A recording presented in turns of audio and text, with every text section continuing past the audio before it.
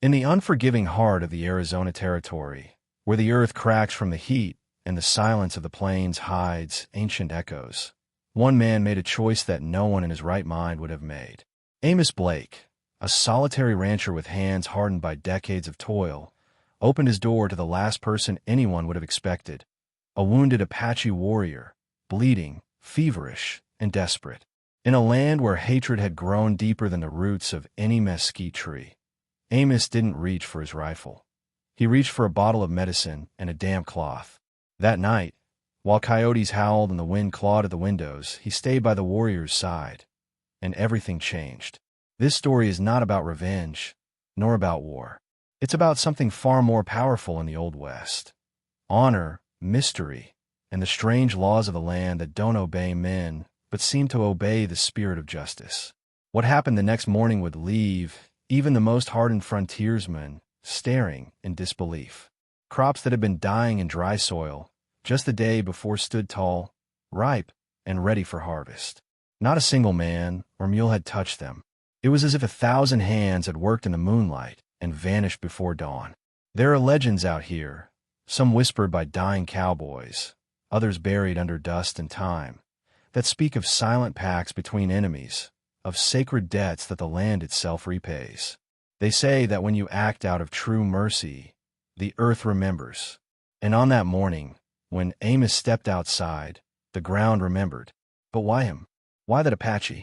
Why did the land choose that moment, that night, to reveal something so miraculous? As the sun burned through the morning mist, Amos looked across his fields and saw more than corn and wheat. He saw a message, one that had been waiting years, maybe generations, to be delivered. And now, you're going to hear the full story. But I'll warn you, this tale doesn't unfold the way you might expect. The ending will stay with you. Because in the Old West, where bullets spoke louder than words, sometimes the greatest miracle came from a whisper and a single act of compassion. The night before the miracle, the wind had been dry and restless, carrying with it a scent of dust, sagebrush, and something older, like secrets stirring in the soil. Amos Blake had just returned from the northern ridge, where the cattle tracks were thin and the water troughs even thinner. His ranch, once the pride of his father and grandfather, now bore the look of a man on the edge of surrender.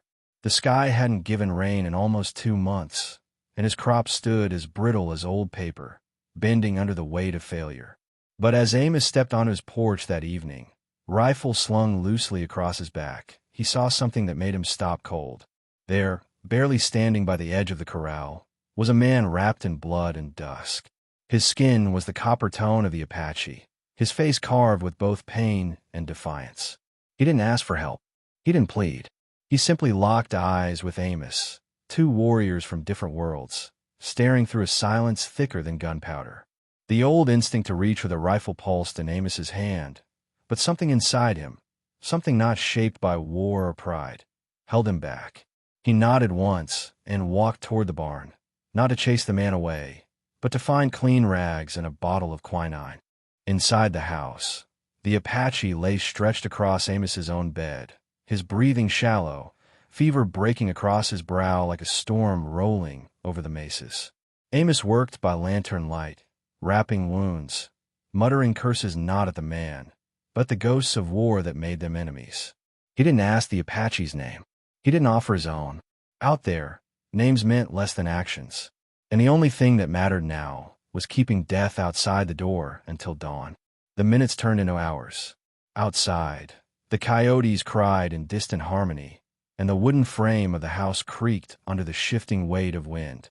Amos dozed off in his chair for no more than a blink, and when he opened his eyes, the Apache was gone. Bed empty, door wide open. No blood trail, no boot print, just silence. He rushed out into the night, calling into the brush, but there was no sign, just the sound of the wind curling through the fences like an old song with no words. Amos returned inside, unsure whether what had happened was real or some vision brought on by fatigue. But then, as he set down the empty medicine bottle and reached to close the door, something caught his eye beyond the field. A shimmer, a flicker of silver in the rows of corn that hadn't grown an inch in weeks. And that's when the impossible began to reveal itself. At first, Amos thought his eyes were playing tricks on him. The early light of morning still hadn't touched the land, yet his crops glowed under the faint reflection of the moon, tall, full, and golden like it was the peak of harvest. He stepped off the porch barefoot, disbelief thick in his chest.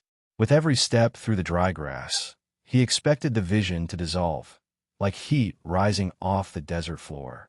But it didn't. His boots sank into soft, fresh soil.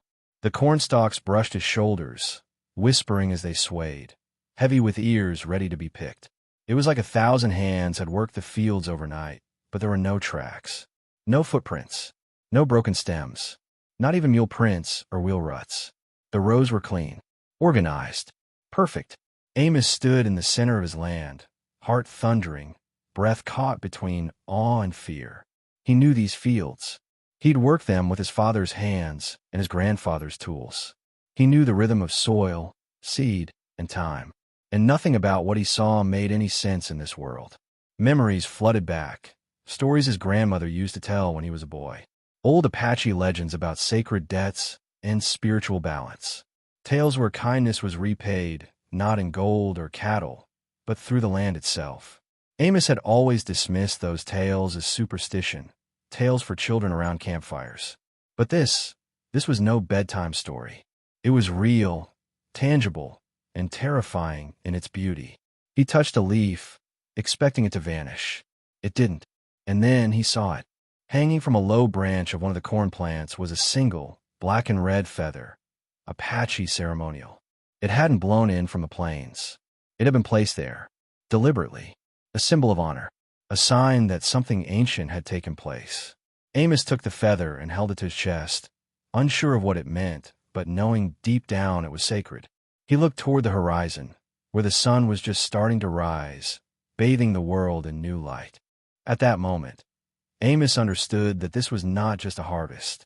It was a message, one that reached across bloodlines, across violence, across the terrible history between his people and the Apache. A quiet acknowledgement that a wrong had been answered by a right. And though the world outside his ranch might never believe what happened that night, the land had spoken, and he would never see it the same way again. By midday, the news had already begun to stir. A drifter passing along the eastern road spotted the golden rows stretching further than they had a week prior, and rode straight into town with wild stories on his lips. Word traveled faster than hooves could gallop in that dry country, and by sundown, neighbors were arriving at Amos Blake's fence line. Old ranchers, skeptical cowhands, even the preacher from Dry Ridge. All stood silent, hats in hand, staring at a field that should have been bare, whispering to one another like they were standing before a burning bush. But Amos said little. He didn't want attention. He didn't want praise. All he wanted was to understand why. The questions burned in his mind. Was the warrior real, or some kind of spirit? Had he helped a man, or something older than man? The feather still lay on the table inside, untouched. Every time Amos looked at it, his chest tightened. Not from fear, but reverence. The kind that cowboys rarely spoke of, but carried in their bones. He knew, deep down, that what had happened wasn't just a miracle. It was a return of balance, of justice between two people long torn apart by land, greed, and pride. That night, as the visitors slowly rode off, leaving behind dust and quiet wonder, Amos sat on his porch, lantern flickering by his side. He gazed at the horizon where the hills met the stars, hoping to see the Apache again.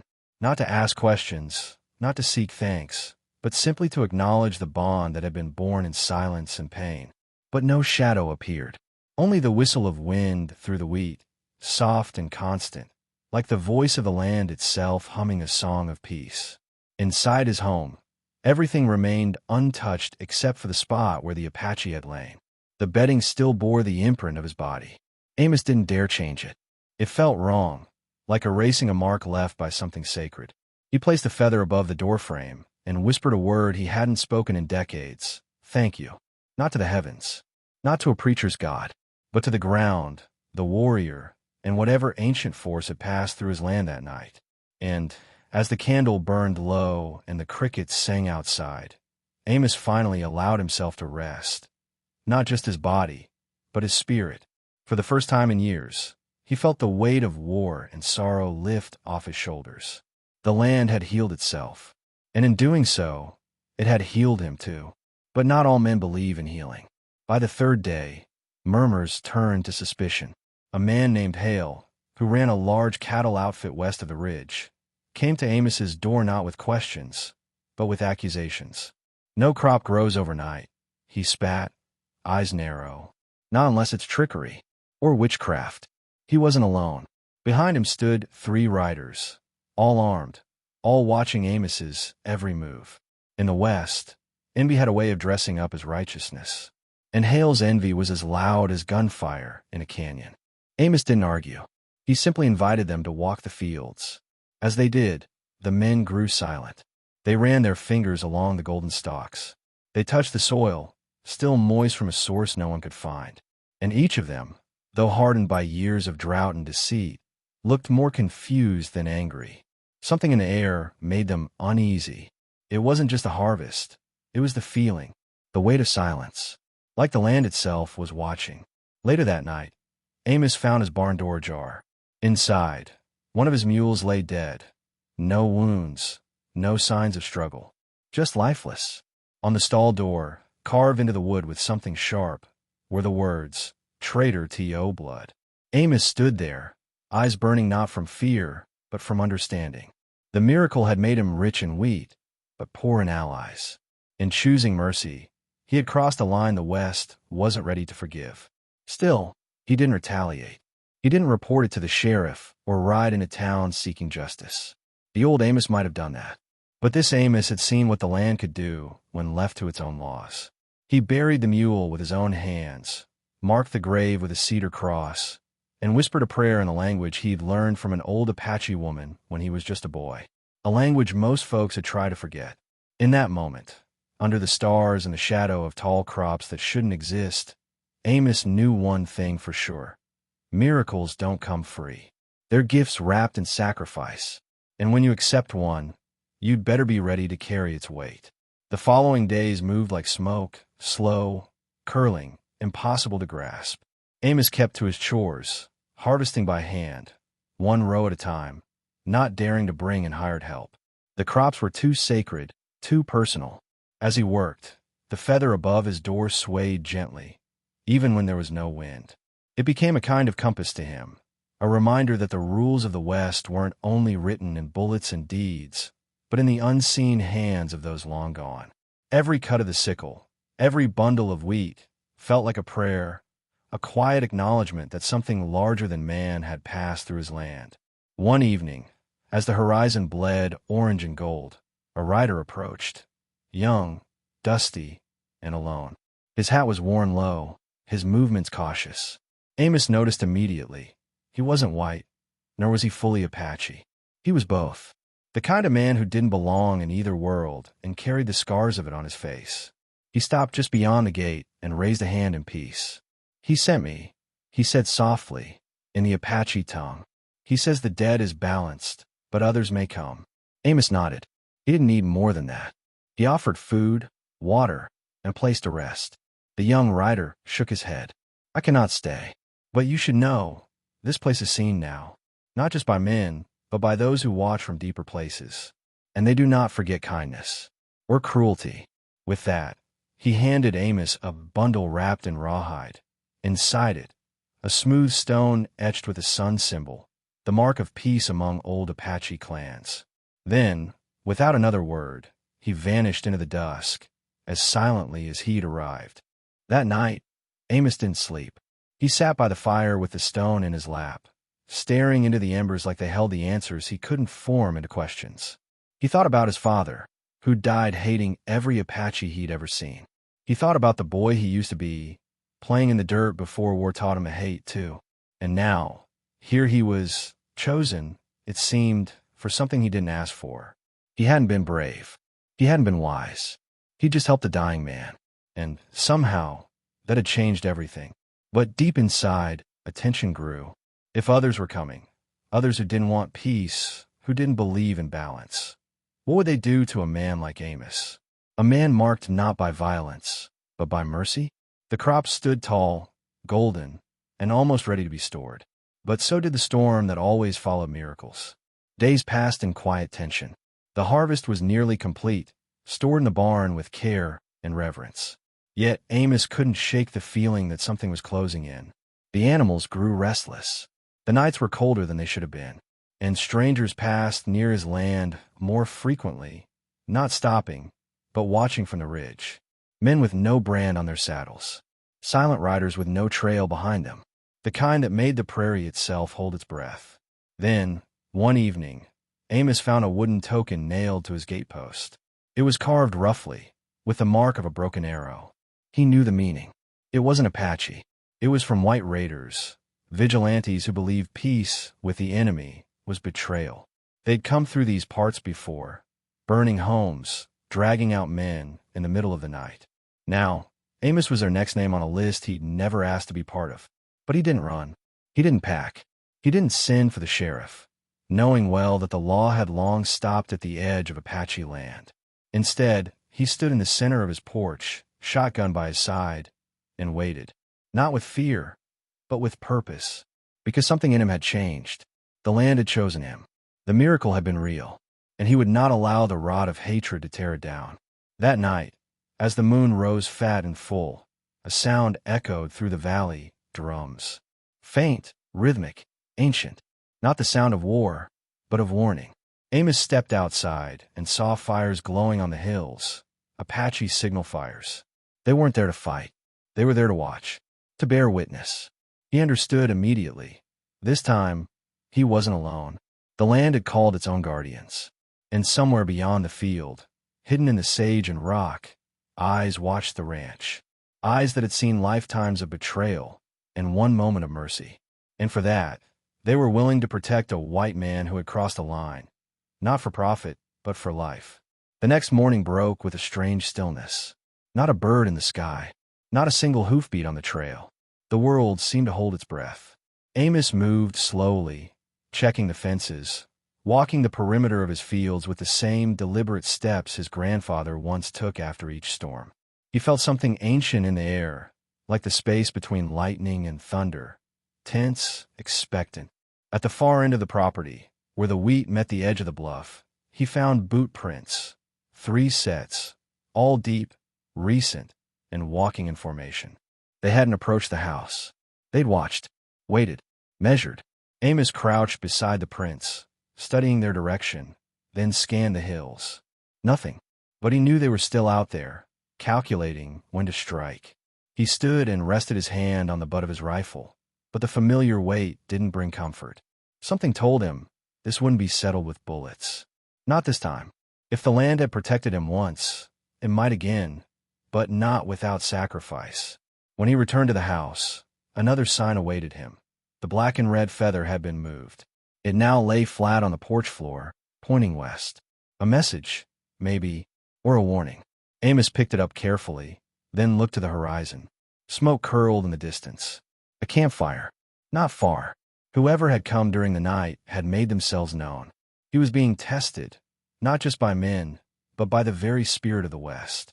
He didn't wait for nightfall. He saddled his horse, took only a canteen, a knife, and the feather, and rode toward the smoke. The ride was silent, the air thick with dust and memory. When he reached the rise above the hollow, he saw them. 3 men by a fire, one of them leaning on a broken rifle, the other sharpening blades. No badges, no uniforms, just hard eyes and the smell of blood on their hands. They looked up as Amos approached, but didn't rise. They didn't need to. Their message had already been carved into his gait. Amos dismounted slowly, feather in hand, and said nothing. Just stood there, watching them like he had the Apache warrior weeks before. One of the men stood, spat into the fire, and growled, "You think you can play both sides, Blake? The land don't forget traitors." Amos's voice, when it came, was quiet. Neither does the land forgive those who spill blood where it was once healed. For a moment, nothing moved, but something invisible had shifted. The war of men was coming to a place where the spirit of the West had other plans. They laughed at first, not mocking but confused. These were men who understood force, not faith. Mercy was weakness to them. Miracles were lies. They stepped closer, hands on their weapons, circling Amos like coyotes around an old bull. But Amos stood still, feather tucked into his shirt, gaze steady. "I didn't ask for this," he said. "But it came. You can burn my fields, kill my stock, but the ground's already chosen. You're not fighting me. You're fighting something older." The youngest of the men paused. A flicker of doubt crossed his face, quick as a gust, but real. He'd heard stories, too. Every child in that land had. About sacred grounds, about warriors who rose in smoke, about fields that grew from blood and fire. But the others weren't ready to listen. They reached for their blades. And that's when the wind shifted. It came fast, dry, hot, violent. Whipping through the hollow like a voice screamed from the earth itself. The fire was snuffed in seconds. The horses behind them reared and bolted. Dust rose like a curtain, blinding, choking, impossible to resist. And in that storm of grit and sound, a sound echoed above it all. Drums. Not near, not far, not man-made, but real.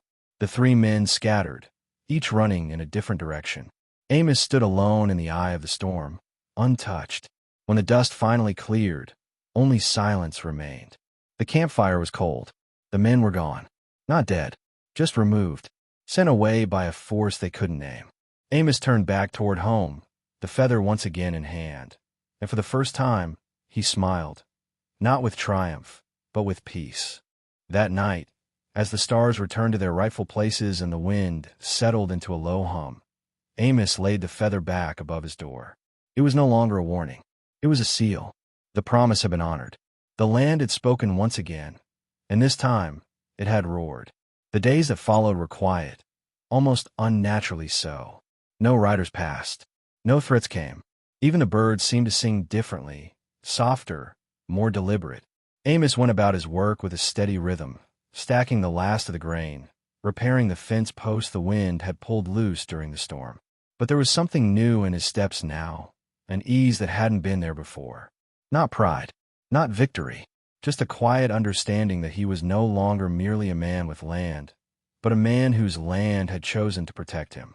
One afternoon, while tending to the back pasture, he heard soft hoofbeats approaching, light, cautious, respectful. He turned to see a group of Apache riders emerging from the tree line. They did not ride with weapons raised or faces hard. They rode like ghosts, silent, dignified, wearing expressions of calm remembrance. At the front was an elder whose long braids flowed over his shoulders like woven rivers of time. Amos recognized him. Years ago, this man had stood across a battlefield from him. Now, he rode not as an enemy, but as a witness. The elder dismounted, stepped forward, and without a word, extended his hand. Amos took it. No words passed between them. None were needed. The Apache placed a bundle of herbs, tobacco, and wild sage at Amos's feet, then drew a circle around it in the dirt with his staff. "Balance," he said. "You returned it." Amos nodded, his throat tight. He had no eloquence to match such sacred ceremony. But in that moment, both men knew. Something had ended, and something had begun. They shared a meal before the Apache departed. Flatbread, beans, and water from the well Amos had dug with his father. It wasn't a feast, but it was sacred in its simplicity. The riders left as they came, dissolving into the horizon without disturbing a single blade of wheat. And as Amos watched them fade into the sun, he realized something unspoken. He had become part of their story, just as they had become part of his. That night, Amos sat beneath the open sky with the ceremonial feather, now resting not above the door, but inside his Bible, marking a passage about peace beyond understanding. The fire crackled softly, and though he was alone, he felt the presence of those who had walked before him. His father, the warrior he had healed, the young messenger, the land itself. All of it had led to this quiet, this holy quiet. Weeks passed. The harvest was complete, and for the first time in years, Amos's pantry was full, his animals strong, and his land at peace. Word of the miracle continued to ripple outward, carried by passing travelers and whispered at campfires from Texas to New Mexico. But Amos never confirmed or denied any of it. He had no desire to prove the truth. The land had spoken, and that was enough for him. Let others chase miracles with shovels and greed.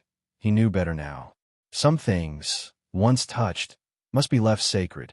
One morning, as the first frost kissed the edges of his fence posts, Amos noticed something peculiar near the eastern boundary of his ranch. A circle of stones, freshly arranged, though no one had passed that way. At the center of the circle, a single stalk of wheat stood, tall and golden, untouched by the cold. He knelt before it, brushed the frost from the base, and felt the pulse of warmth beneath the soil. The land was alive, watching, remembering. That winter was the gentlest Amos had ever known. Snow came late and melted fast. The wolves stayed away from the livestock. Even the creek, long dry, trickled once again by spring. Amos spent more time walking the edges of his land, not to guard it, but to listen. He began to see patterns, stone shapes, trails of feathers, broken branches laid purposefully. The land spoke in ways men had forgotten. But Amos was listening now. He started carving again, something he hadn't done since his youth. Not fences or furniture, but symbols, stories. He etched them onto the barn walls, on his spare pieces of pine, onto the posts of his porch. Not for others, for the land, for the silence that had taught him more than sermons ever had. These carvings were his prayers, simple, wordless, honest. And when travelers passed through asking for shelter, he never turned them away. Some brought coins, others brought nothing. Amos gave what he could, expecting nothing in return. For he had learned the law of the West that no man teaches, but every honest heart knows. When you give without demand, when you heal instead of harm, when you honor the land, it remembers. And when it remembers, it answers. There are stories from the Old West that vanish like smoke, tales of gunmen, lost gold, and dusty trails forgotten by time. But some stories cling to the land itself, etched into the earth by deeds that defied everything that frontier life taught men to believe. Amos Blake's choice, to show mercy instead of wrath, to open his door instead of raise his gun, did more than save a life. It awakened a force older than any sheriff's badge or settler's claim.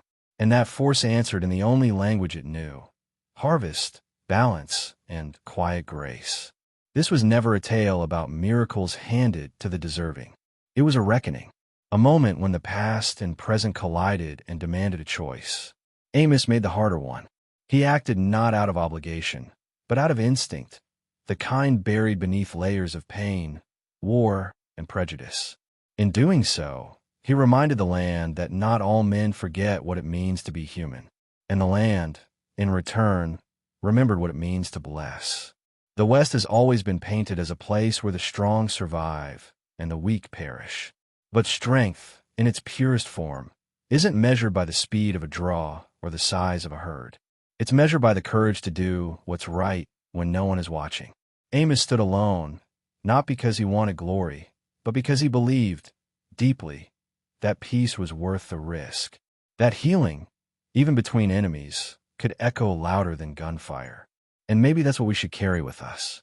That sometimes, the most powerful changes don't come from shouting, from force, or from vengeance.